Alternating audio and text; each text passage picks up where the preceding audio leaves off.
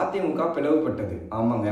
இன்னைக்கு என்னென்ன ஆச்சுன்னா, சட்டசபையில் 25 எம்எல்ஏ வந்து தமிழக வெற்றி கழகத்துக்கு ஆதரவாக வாக்களிச்சிருக்காங்க. 22 பேர் வந்து இல்லை நாங்கள் வாக்களிக்கலன்னு சொல்லிட்டாங்க. 5 பேர் நடுநிலையாக இருந்தாங்க. டிஎம்கே அண்ட் தேமுதிக அந்த ஒரு பிரேமலதா விஜயகாந்த் அந்த ஒரு எம்எல்ஏ சீட்டோ அவங்களும் வெளியே போயிட்டாங்க.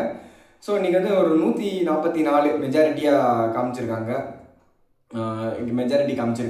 காமிச்சு இன்னைக்கு பெரும்பான்மையை நிரூபிச்சிட்டாங்க தமிழக வெற்றி கழகம். இப்போ என்ன ஆச்சுன்னா, ஏடிஎம்கேல இந்த 25 பேர் எடப்பாடி பழனிசாமிக்கு தெரியாமல் ஏன்னா அவர் தான் ஒரு பொதுச்செயலாளர், அவர் தெரியாமல் தன்னிச்சையாக முடிவெடுத்ததுனால அந்த எல்லாத்தையுமே அவர் கட்சியை விட்டு அடிப்படை உறுப்பினர் பதவியிலிருந்து நீக்கிவிட்டார். யார் சிவி சண்முகம் சாராக இருக்கட்டும், விஜயபாஸ்கர் சாராக இருக்கட்டும், எல்லாத்தையுமே நீக்கிட்டாரு. யாரையுமே விட்டு வைக்கல, எல்லாத்தையும் நீக்கிட்டாரு. எஸ்பி வேலுமணி சார் எல்லாத்தையுமே நீக்கிட்டாரு. இன்னைக்கு அறிக்கையை விட்டுட்டாரு. இது அவங்க என்ன சொல்கிறாங்க, எஸ்பி வேலுமணி சார் என்ன சொல்கிறாருன்னா, நாங்கள் வந்து என்ன நினச்சோம், எல்லாத்தையுமே ஒன்று சேருங்க, சசிகலா மேடமை, டிடி தினகரனை, பன்னீர்செல்வத்தை, அதுக்கப்புறம் செங்கோட்டையன் எல்லாரையும் அவங்களாம் கட்சியிலேருந்து போகும்போது நாங்கள் வேணான்னு சொன்னோம். எடப்பாடி பழனிசாமி கேட்கல, இப்போ எல்லாத்தையும் ஒன்று சேர்ந்து கட்சியை வலுப்படுத்தலாம் அப்படின்னு சொல்கிறேன், கேட்க மாட்டாரு அவருன்றாரு.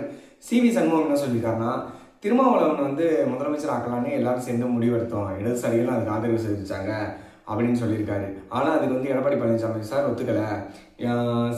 திருமாவளவன் முதலமைச்சராகவும் அதிமுக ஏடிஎம்கே அண்ட் டிஎம்கே வந்து அமைச்சரவையில் இருக்கலாம் அப்படின்னு முடிவெடுத்தோம். ஆனால் எடப்பாடி பழனிசாமி சார் அதை வந்து ஒத்துக்கலை. அவர் ஒத்துக்கலை அப்படின்றத சொல்லியிருக்காரு. அவர் வந்து தான் முதலமைச்சராகும், இது நமக்கு கிடைச்ச வெற்றின்னு சொல்லியிருக்காரு. 47 சீட்டை வெற்றின்ற அவர் எப்படி ஒரு பொதுச்செயலாளர் இருக்க முடியும் அப்படின்னு சரமாரியான ஒரு கேள்வியை சிவி சண்முகம் சார் முன் வச்சிருக்காரு. பார்க்கலாம் அரசியல் களம் எப்படி, தேர்தல் முடிஞ்சாலும் ஒரு ஃபயர் மோட்லேயே இருக்குது. பார்க்கலாம் அதுக்கடுத்த நகர்வு எப்படி இருக்குன்னு.